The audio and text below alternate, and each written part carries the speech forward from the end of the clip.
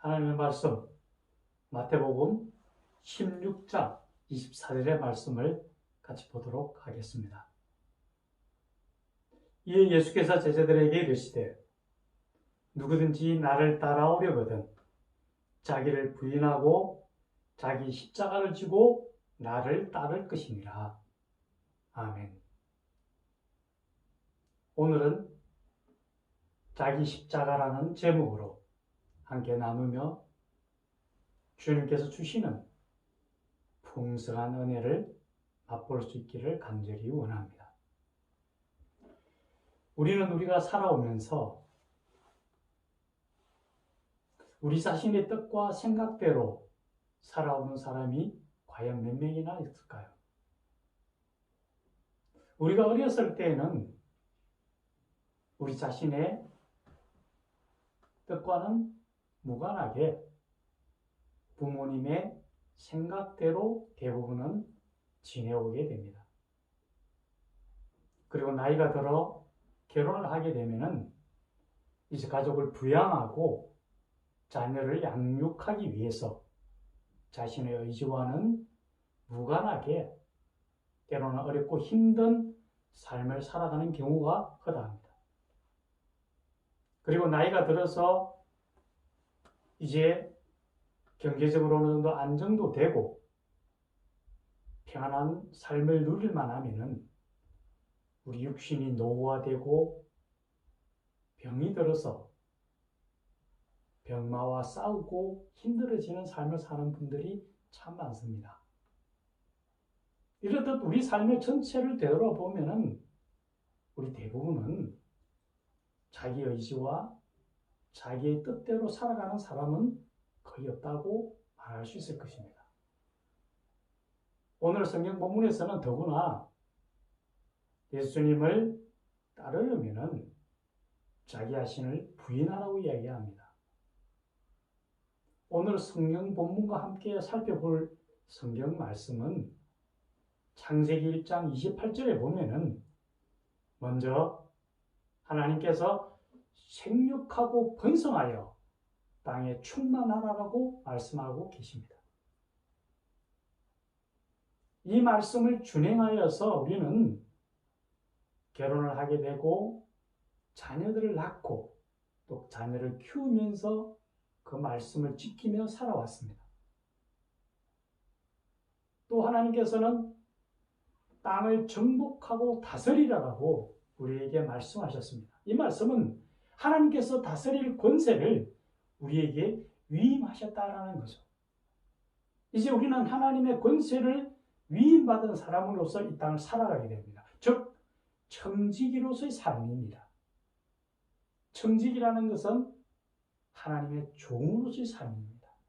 종이라는 것은 자기 뜻이 아닌 주인의 뜻을 따라 살아가야 되는 것을 의미합니다.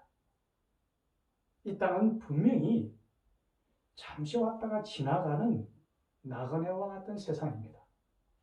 이 땅을 우리가 살고 난 다음에 하나님 앞에 갔을 때에 우리가 하나님 앞 평가를 받는 것은 내가 이 땅에서 이루고 내가 낳은 결실이 아니라 내가 얼마나 하나님 뜻에 맞게 살아왔고 하나님 앞에 하나님의 뜻을 내어놓을 수 있느냐는 것입니다.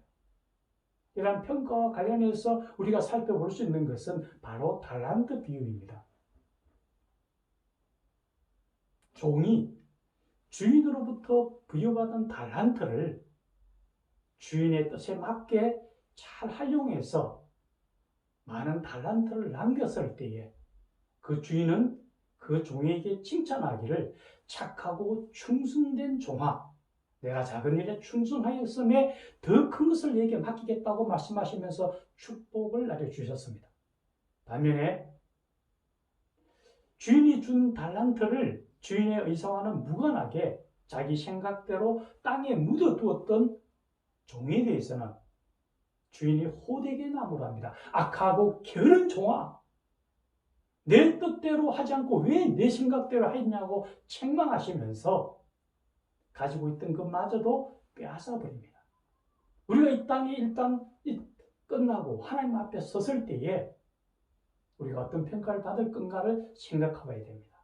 우리가 이 땅에 살아가는 동안 우리 의지가 아닌 하나님의 뜻을 쫓아 하나님 나라와 의를 먼저 구해야 될 것입니다. 그것이 바로 자기를 부인하는 삶이 될 것입니다. 또 자신을 부인할 뿐만 아니라 주님께서는 자기 십자가를 져야 한다고 이야기합니다. 우리를 위해서 십자가를 지신 예수님의 십자가는 나를 죄에서 구원하시기 위해서, 나의 죄를 대속하시기 위해서 보혈을 흘리신 그 구원의 십자가입니다. 그런데 우리가 져야 될 십자가는 우리 각자가 하나님이 주시는 십자가일 겁니다. 사도 바울의 경우에는 몸에 가시라고 표현했습니다. 그것이 사도 바울에게는 자기의 십자가였을 겁니다. 우리 각자는 또한 우리가 져야만 할 십자가를 말씀하고 있습니다.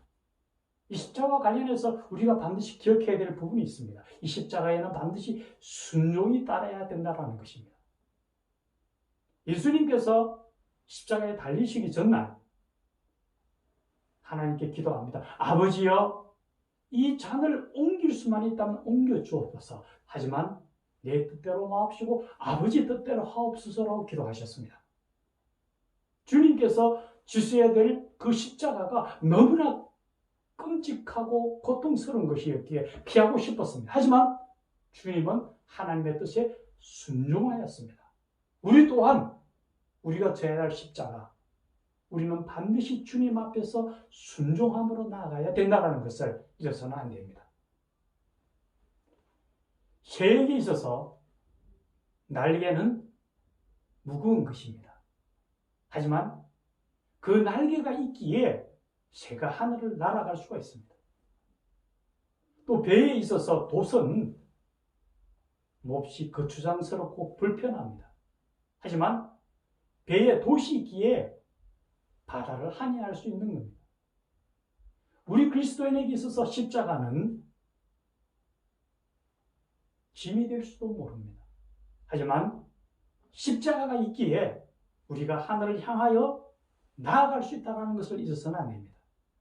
십자가의 도가 멸망하는 자들에게는 미련한 것이지만 하나님의 구원을 받은 우리에게는 하나님의 능력이라고 말씀하셨습니다.